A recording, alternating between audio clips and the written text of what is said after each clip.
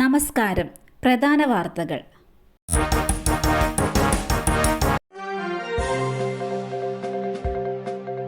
മഞ്ചേശ്വരം തെരഞ്ഞെടുപ്പ് കോഴക്കേസ്. കെ സുരേന്ദ്രനെതിരായ ഹർജി പിൻവലിക്കാൻ സർക്കാരിന് അനുമതി. മഞ്ചേശ്വരം തെരഞ്ഞെടുപ്പ് കോഴക്കേസിൽ BJP മുൻ സംസ്ഥാന അധ്യക്ഷൻ കെ സുരേന്ദ്രനെ കുറ്റവിമുക്തനാക്കിയ നടപടി ചോദ്യം ചെയ്ത് സർക്കാർ നൽകിയ പുനഃപരിശോധനാ ഹർജി പിൻവലിക്കാൻ സർക്കാരിന് ഹൈക്കോടതിയുടെ അനുമതി. കെ സുരേന്ദ്രനെതിരെ നൽകിയ റിവിഷൻ ഹർജി പിൻവലിക്കാനാണ് ഹൈക്കോടതി സർക്കാരിന് അനുമതി നൽകിയത്. റിവിഷൻ ഹർജി പിൻവലിച്ചത് സ്പെഷ്യൽ കോടതി വിധിക്കെതിരെ അപ്പീൽ നൽകാനാണ് സർക്കാരിന്റെ നീക്കം. പുനഃപരിശോധനാ ഹർജിയല്ല, അപ്പീലാണ് നൽകേണ്ടതെന്ന് ഹൈക്കോടതി നിരീക്ഷിച്ചിരുന്നു. ഇതിന് പിന്നാലെയാണ് സർക്കാർ പുനഃപരിശോധനാ ഹർജി പിൻവലിക്കാൻ അനുമതി തേടിയത്. പൂജപ്പുര ജയിലിൽ ക്യാന്റീനിലെ മോഷണം. പ്രതി പിടിയിൽ. പോത്തൻകോട് സ്വദേശി മുഹമ്മദ് അബ്ദുൾ ഹാദിയാണ് പിടിയിലായത്. പത്തനംതിട്ട തിരുവല്ലത്ത് നിന്നാണ് ഇയാളെ പിടികൂടിയത്. മോഷ്ടിച്ച തുക കൊണ്ട് പ്രതി ഐഫോണും മറ്റ് സാധനങ്ങളും വാങ്ങി. മോഷണക്കേസിൽ ഇയാൾ ജയിൽ ശിക്ഷ അനുഭവിച്ചിരുന്നു.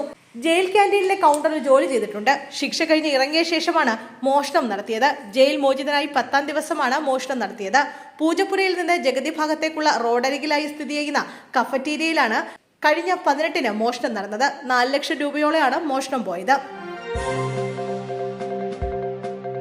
ലോഡ്ജിലെ മുറിയിൽ നിന്നും രൂക്ഷഗന്ധം. വാതിൽ തുറന്നപ്പോൾ കണ്ടത് മൃതദേഹം. പയ്യന്നൂർ മമ്പലത്തുള്ള ലോഡ്ജിൽ വയോധികനെ മരിച്ച നിലയിൽ കണ്ടെത്തി. അലവിൽ സ്വദേശി പ്രേമരാജനാണ് മരിച്ചത്. 73 വയസ്സായിരുന്നു. കഴിഞ്ഞ 3 വർഷമായി ഈ ലോഡ്ജിലാണ് പ്രേമരാജൻ താമസിച്ചിരുന്നത്. മുറിയിൽ നിന്നും ദുർഗന്ധം വമിച്ചതിനെ തുടർന്ന് അയൽവാസികൾ നടത്തിയ പരിശോധനയിലാണ് മൃതദേഹം കണ്ടത്. പയ്യന്നൂർ പോലീസ് തുടർ നടപടികൾ സ്വീകരിച്ചു. തൊഴിലുറപ്പ് തൊഴിലാളികൾക്ക് ആശ്വാസം. എല്ലാവർക്കും ഓണസമ്മാനം. ഗ്രാമീണ നഗര തൊഴിലുറപ്പ് പദ്ധതി തൊഴിലാളികൾക്ക് 1200 രൂപ വീതം ഓണസമ്മാനം. ഇത്തവണ 200 രൂപ വർദ്ധിപ്പിച്ചെന്ന് ധനമന്ത്രി KN ബാലഗോപാൽ അറിയിച്ചു. ഇതിനായി 52.60 കോടി രൂപ അനുവദിച്ചു.